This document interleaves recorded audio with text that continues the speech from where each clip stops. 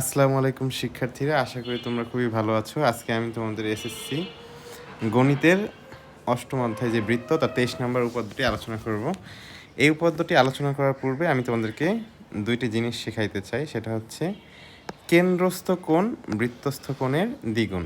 ঠিক আছে, যেমন এখানে একটা চাপ আছে, সেই চাপটা আমি নিচ্ছি এসি চাপ। এই যে এসি চাপের উপর এখন কেন্দ্রস্থ কোণ কীভাবে বুঝবো? এই চাপটা মানে এসি চাপটা হচ্ছে কেন্দ্রের সাথে এওসি পরিমাণ কোণ তৈরি করে, এবং এই এসি চাপটাই আবার পরিধির উপরস্থ একটা বিন্দু ডি এর সাথে এডিসি কোণ উৎপন্ন করে। এখানে হচ্ছে এডিসিটা বৃত্তস্থ কোণ আর এওসি হচ্ছে কেন্দ্রস্থ কোণ। আমাদের উপপাদ্য বিষয়ে আমরা শিখতে পেরেছি সেখানে হচ্ছে যে কেন্দ্রস্থ কোণটা হলো বৃত্তস্থ কোণের দ্বিগুণ। তাহলে আমরা এটা বলতে পারবো যে এওসি কেন্দ্রস্থ কোণ এওসি সেটা হলো 2 ইন্টু বৃত্তস্থ কোণ এডিসি। এওসিটা হচ্ছে বৃত্তস্থ কোণ এডিসি এর দ্বিগুণ। আরেকটা জিনিস আমরা শিখে নেব, সেটা হচ্ছে প্রবৃদ্ধ কোণ। প্রবৃদ্ধ কোণ কি?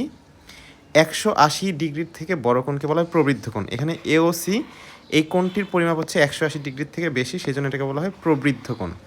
আরেকটা জিনিস আমি তোমাদেরকে শিখাইতে চাই, সেটা হচ্ছে যে প্রবৃদ্ধ কোণ এওসি বলতে এই উপরের পার্টটুকে বোঝায়, আর শুধু এওসি বলতে এই নিচের পার্টটুককে বোঝায়। ঠিক আছে, আমি যদি একটু দেখাই, শুধু এওসি বলতে এই নিচের পার্টটুককে বোঝায়, এবং এওসি এবং এওসি এর প্রবৃদ্ধ কোণ যদি যোগ করি, এখানে আমি একটু লিখি এওসি প্লাস প্রবৃদ্ধ এওসি, প্রবৃদ্ধ এওসি এই দুটো যদি যোগ করি, তাহলে বৃত্তের কেন্দ্রে আমরা জানি 4 সমকোণ উৎপন্ন হয়। কত সমকোণ উৎপন্ন হয়?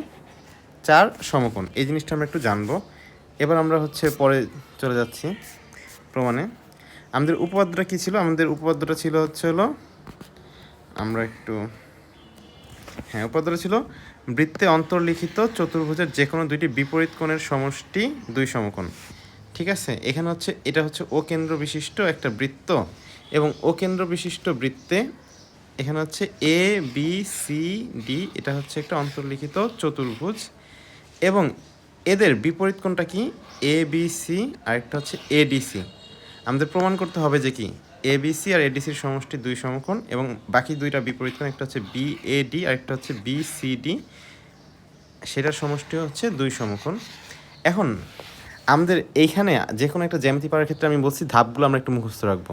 এই দুইটা ওয়ার্ড একটু মনে রাখবো, সেটা হলো চাপ এবিসি, চাপ এডিসি। মূলত আমরা এই দুইটা জিনিস নিয়ে কাজ করবো, একটা হলো চাপ এবিসি আর একটা হচ্ছে চাপ এডিসি। এই দুটো জিনিস নিয়ে আমরা কাজ করব। ঠিক আছে, এখানে আমরা একটা সূত্রের প্রমাণ করব, একটু আগে যেটা শিখালাম সেটাই প্রয়োগ করব, যে একই চাপের উপর দণ্ডায়মান কেন্দ্রস্থ কোণ বৃত্তস্থ কোণের দ্বিগুণ।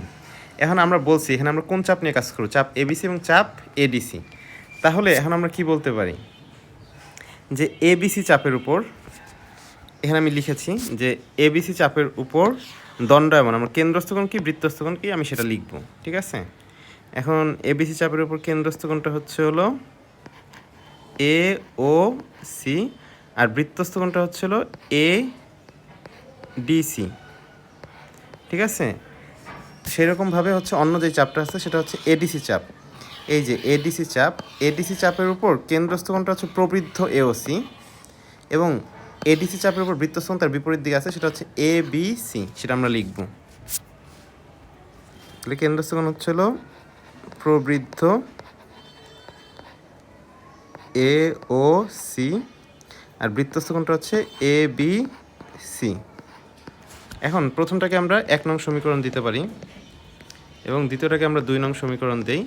এখন আমরা এই দুটো যদি যোগ করে দিই তাহলে কি আসবে একটু দেখি। যেমন এখানে আমরা লিখেছি যে এওসি মানে 1 নং সমীকরণ আর 2 নং সমীকরণ যোগ করেছি, এওসি আর প্রবৃদ্ধ এওসি সমান কি লেখা যায়? 2 ইন্টু এডিসি প্লাস এবিসি। এখন আমরা একটু শেখানো হয়েছে যে এওসি আর প্রবৃদ্ধ এওসি, এওসি এই কোণ আর উপরের যে প্রবৃদ্ধ এওসি দুটো মিলে হবে কত? 4 সমকোণ, সমান 2 ইন্টু এবিসি প্লাস এডিসি। দুই পাশ থেকে 2 দ্বারা যদি কাটাকাটি করি তাহলে আমরা এবিসি প্লাস এডিসি সমান 2 সমকোণ লিখতে পারবো। তাহলে আমরা প্রমাণ করলাম যে এবিসি প্লাস এডিসি সমান 2 সমকোণ।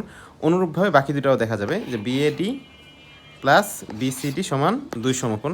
আশা করি তোমরা বুঝতে পেরেছো। এরকম যদি খুব কম সময়ে তোমরা শিখতে চাও তাহলে চ্যানেলটির পাশে তোমরা থাকতে পারো এবং সাবস্ক্রাইব করে পাশে থাকবে।